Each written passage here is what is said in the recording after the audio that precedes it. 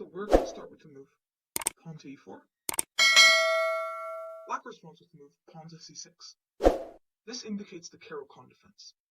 Now, instead of the main line, which continues with d4, d5, and knight to c3, we have another thing I'll go to say.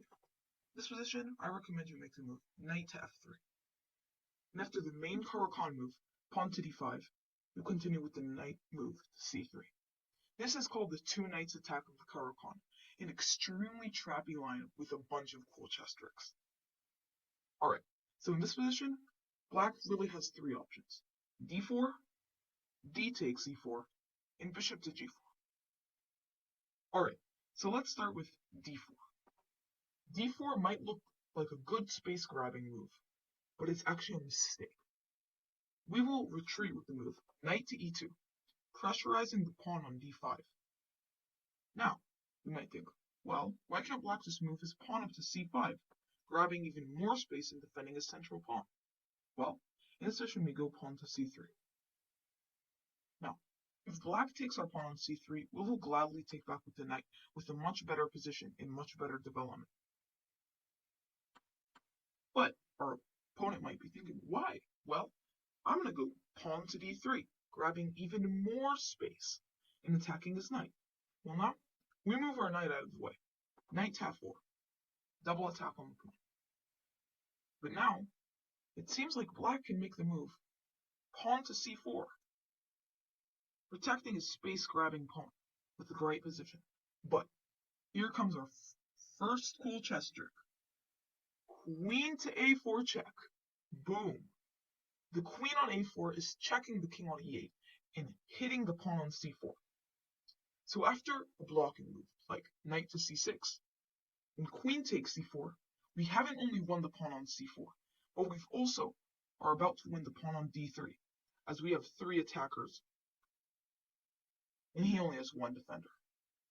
So we are going to be up 2 pawns, and we will have an easy middle game and end game ahead of us.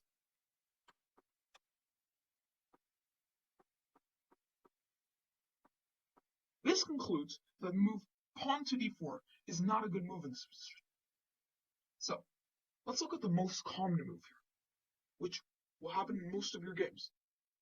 D takes e4. In this position, we will recapture with our knight. And here, the most common move, suggested by many chess books, is bishop to f5, pressuring our knight on e4 and developing his light square bishop to a good central square. In this position, we will not defend it. We will go knight to g3, a retreating move with an attack on the bishop. Now, here again, the most common move is bishop to g6. In this position, we will make the aggressive move pawn to h4, threatening to trap in the bishop with the move pawn to h5. So in this position, black is going to make the most common move pawn to h6, making a flea square for the bishop on h7. Now we will make the move knight to e5, taking advantage of the lost defender to the bishop and threatening to ruin the pawn structure of the black king side. So in this position, black will retreat his bishop to h7. Bishop to h7. Okay. Now, we will fly our queen out to h5. Boom. Now we are threatening checkmate on f7. So doing nothing is not a choice for black here. The only good way to stop this checkmate threat is to make the move pawn to g6. But this is exactly what we've wanted. We've managed to get the black light squared bishop trapped up inside this little box. And now, we continue with our attack.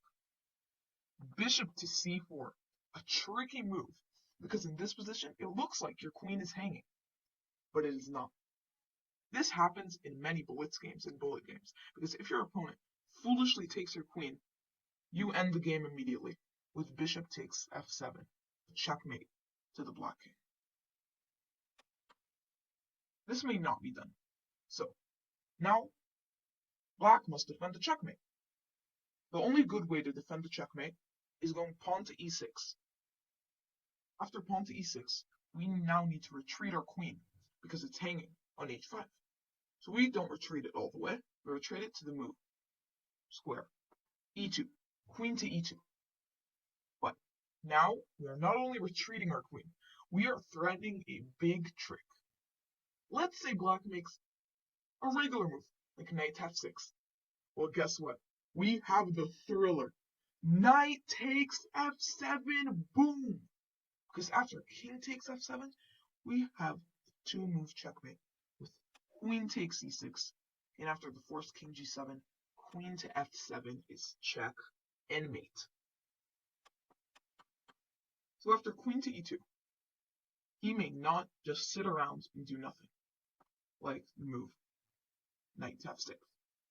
But it also looks like if he goes bishop to e7, it also blocks. But we can do the same thing, because after knight takes f7, king takes f7, and queen takes e6, we are still winning. Now, king g7 and king f8 both lose to checkmate on f7, so we must go to e8. And it is true that now we do not have a forced checkmate, but we are going to make the sneaky move, knight to e4. A very tempting move from black in this position is to go queen to d7, trying to trade off the queen and make the attack less promptful. But here, black, of course, did not calculate our move, because we have the move queen to e5, trapping the rook on h8.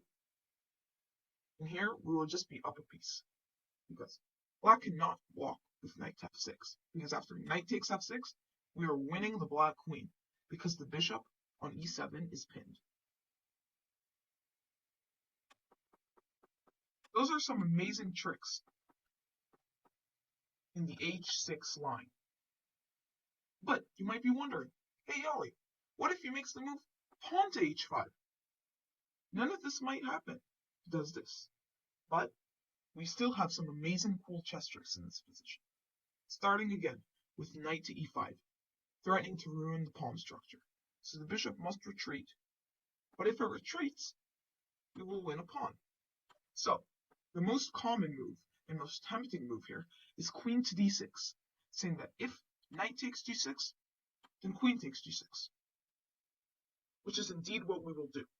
And now we make the move bishop to e2, pressuring the h5 pawn.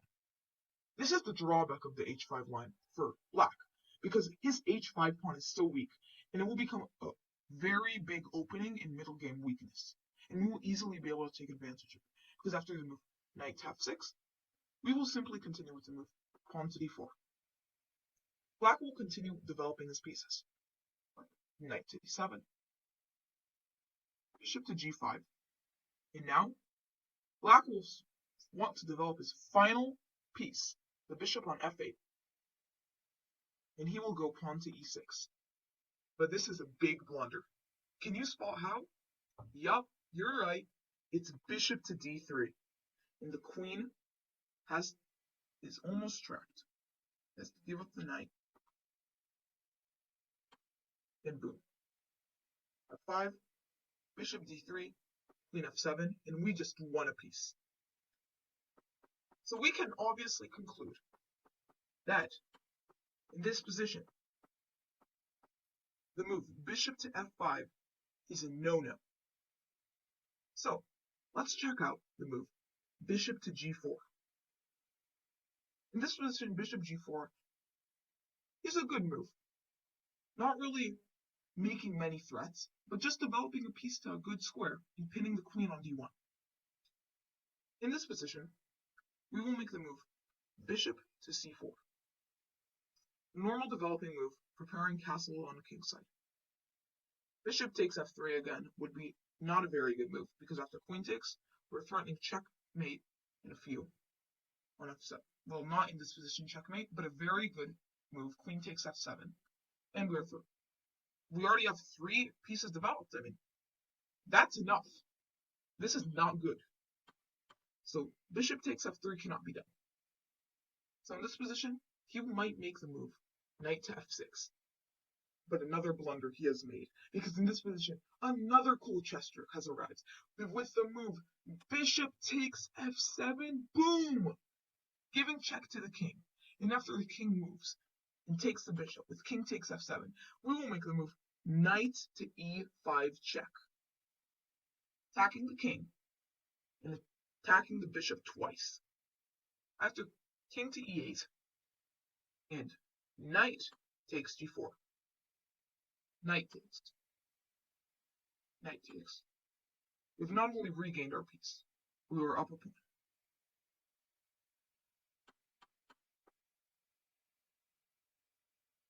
But after king e8, it's much better to first take the knight on f6. So we just don't need to worry. And after g takes, now we take the bishop on g4. Alright, so this shows that bishop g4 in this position is also not a good move. Let's say he makes the move knight to d7. The main line in many Caro-Kann books by many famous chess players. So, in this position, you can, if you want, try a cheap trick with the move queen to e2. And after the main move, knight to f6, this is a humongous blunder, because in this position we have the thriller again, knight to d6. And this is actually a checkmate. Smothered mate on the king, and the pawn cannot take the knight because the king is pinned. But unless you're playing a really low-graded player, queen to e2 might not be the best option. So, my recommendation here is bishop to c4.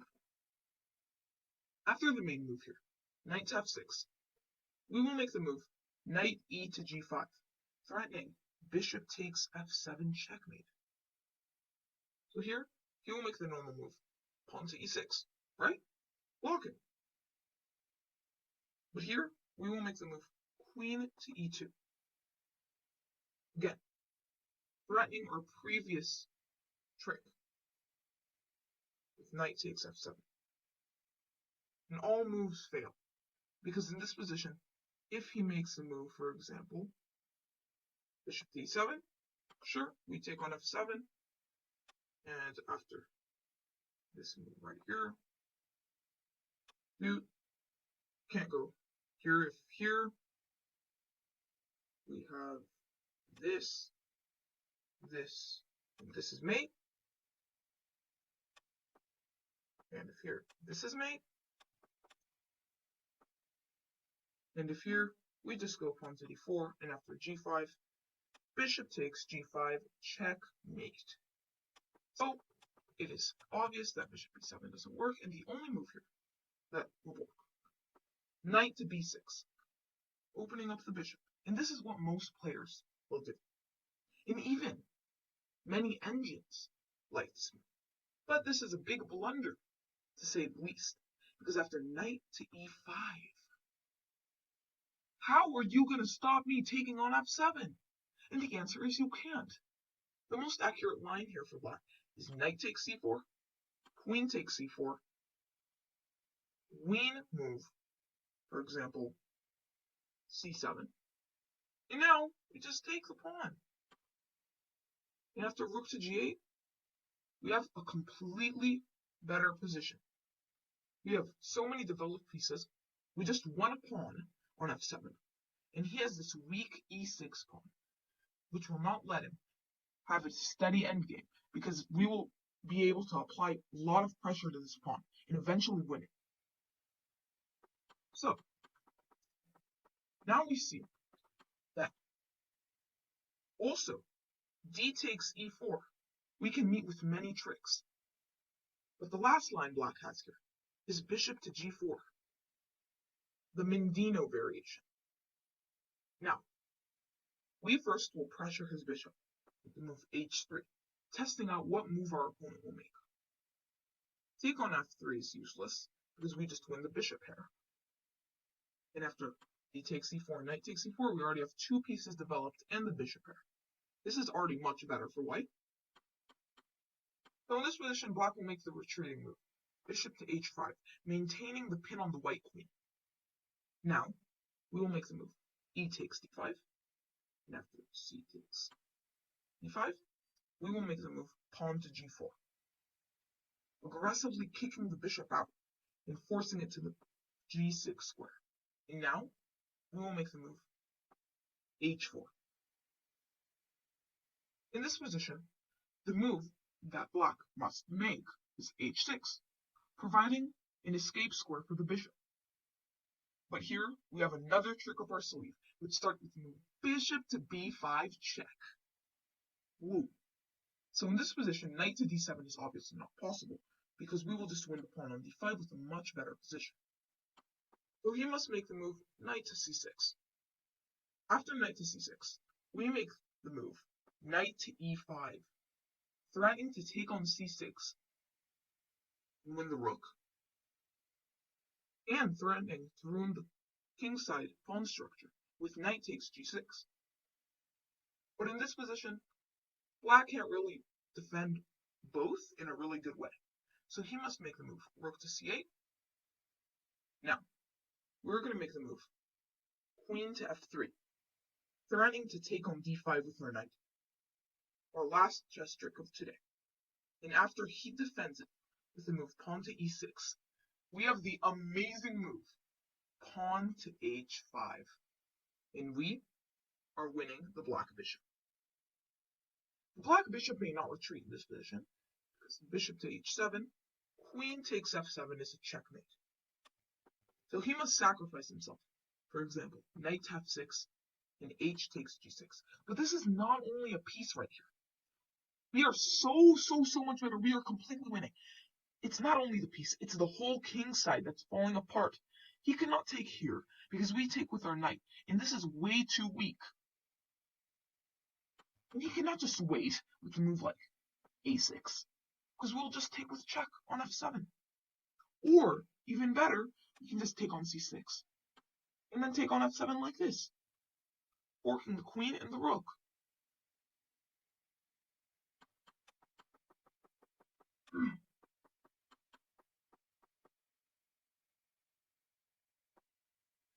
I really hope that today's video showing you the two knights attack against the Caro-Kann is really going to help your games and shoot up your win streak.